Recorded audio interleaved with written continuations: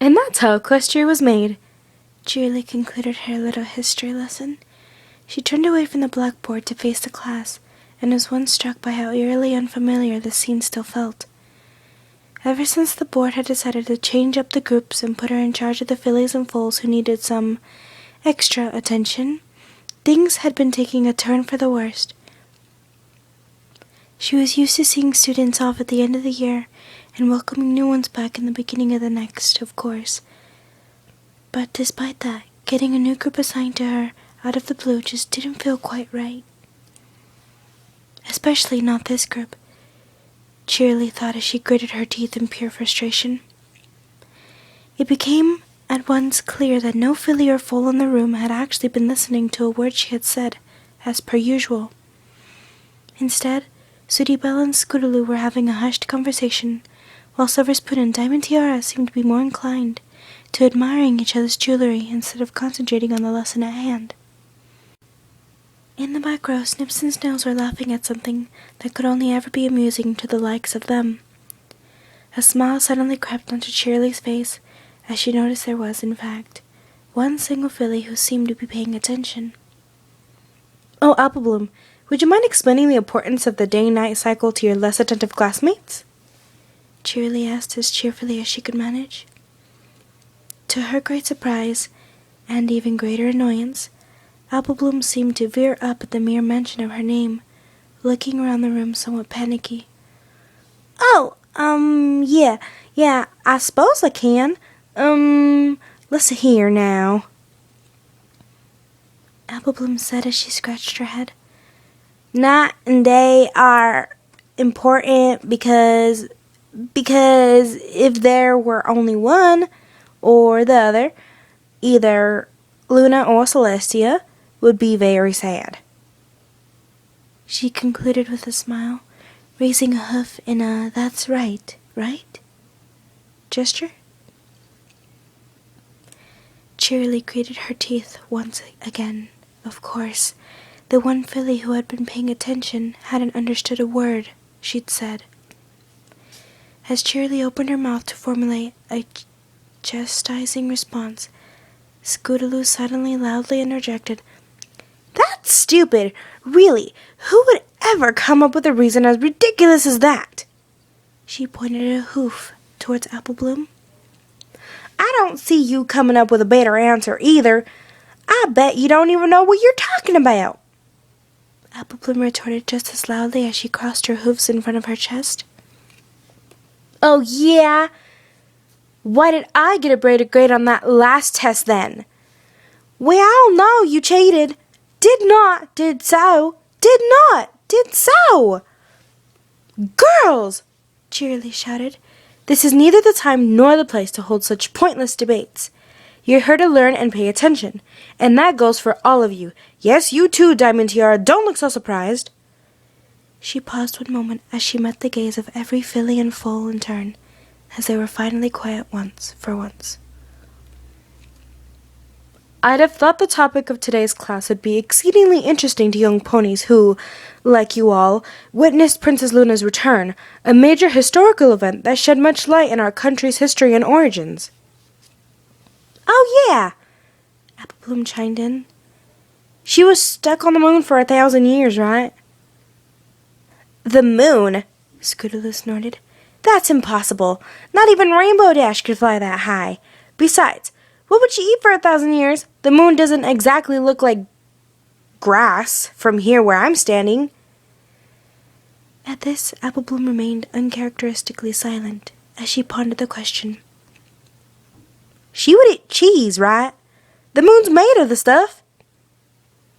Scootaloo rolled her eyes as she planted her own hoof against her forehead. "The moon is not made of cheese. It is so."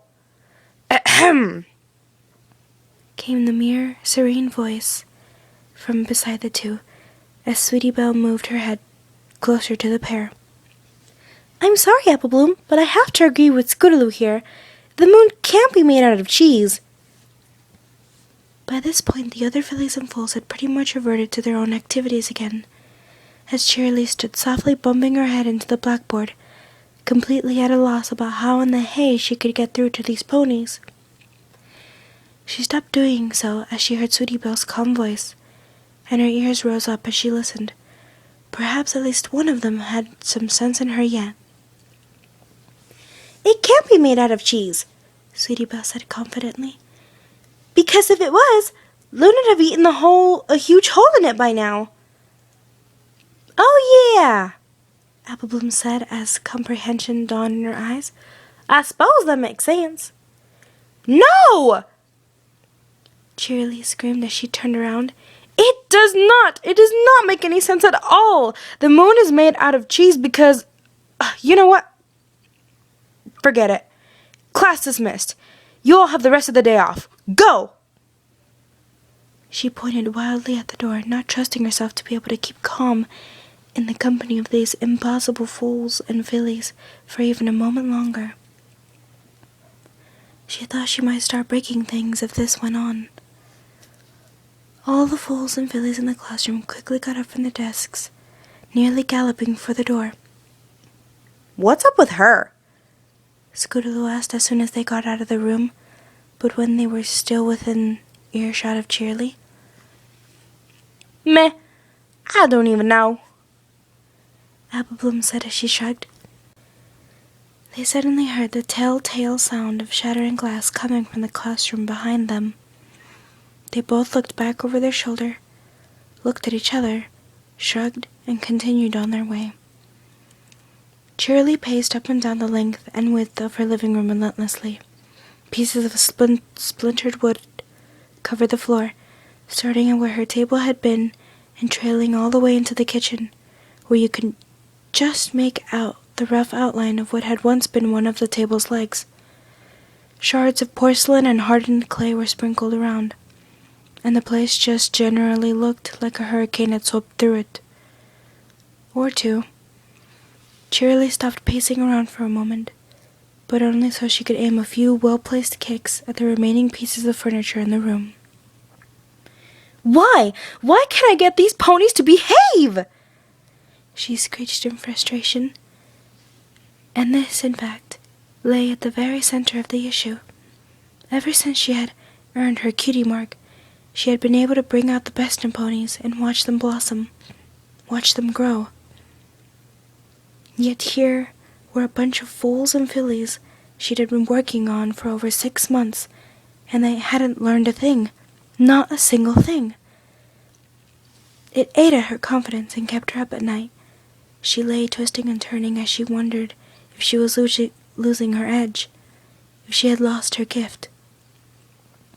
She had spent countless hours at the library Twilight Sparkle tended to, under the guise of looking for reading material that might interest her students.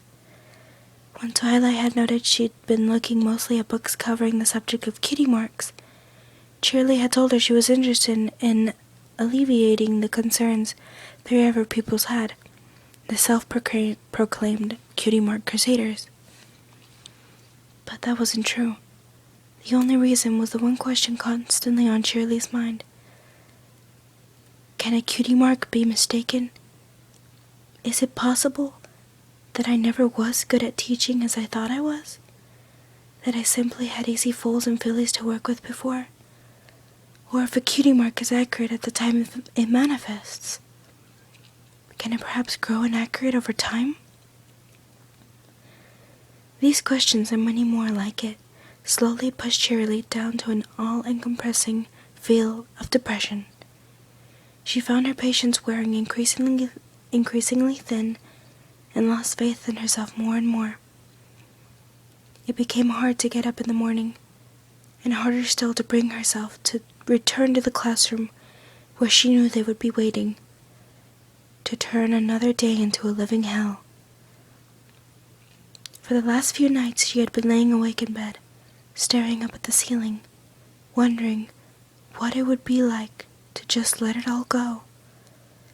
At times like that she would sometimes tilt her head to look at the gleaming steel of the knife she had put on her nightstand, just in case she ever found the brief moment of courage she needed to... Cheerilee walked over to the huge standing mirror in a corner of her living room, which, surprisingly enough, remained intact. She looked at the reflection of her cutie mark in the mirror, Those faces, those smiling faces seemed to laugh at her, mock her, belittle her for ever having had the audacity to think that she was good at something, good at anything. No! Cheerilee yelled as she bucked her hind legs hard at the mirror, her hooves shattering it into 1,000 pieces, which joined the mess on the floor. Cheerilee's eyes twitched slightly as she panted and stared out of her window into her wild and overgrown garden.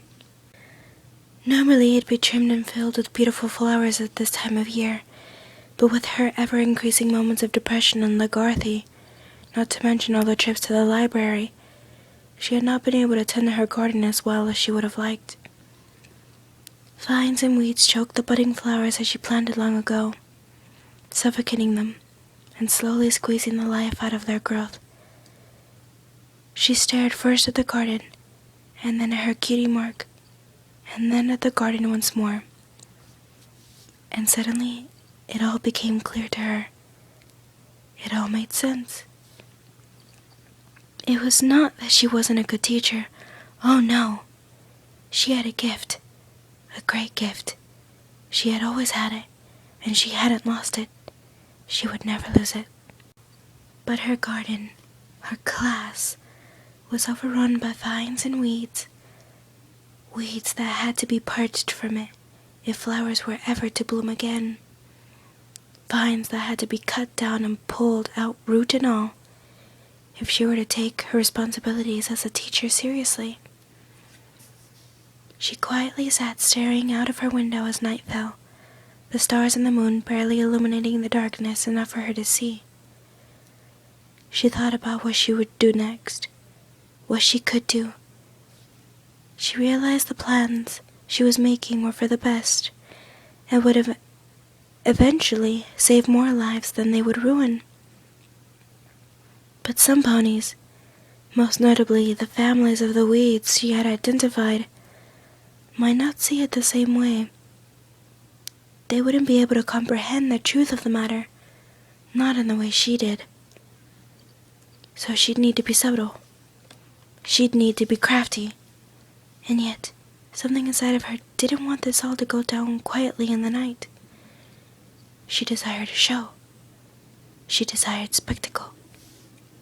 She wanted to show everyone in Ponyville once and for all what a great teacher she was, and to assure them that she could deal with any problem that might come up during their fillies and foals education, even if the filly or foal in question was the problem. She struggled with these seemingly contradictory goals for a while, before finally receiving yet another epiphany, another glorious idea. "I think," she whispered quietly in the dark, as she slowly grasped the knife from the nearby nightstand and held it up in the light of the moon. "It's time for another school play." She started giggling as all her fears, doubts, and other dark emotions burst forth into a vortex of madness. She snatched up a picture frame from the desk next to her. The picture it contained had just been taken earlier that month. It was the obligatory teacher with her class photograph that made every year. She took it out of the frame and lit one of the candles in the room, surprised that she still had one that wasn't too broken. As the little flame illuminated the room, she carefully held the picture in it. The flame burned brighter and started to consume the picture, licking at the hooves of the foals and fillies whose images had been captured on it. And for the first time in 6 months, Cheerilee just couldn't stop smiling.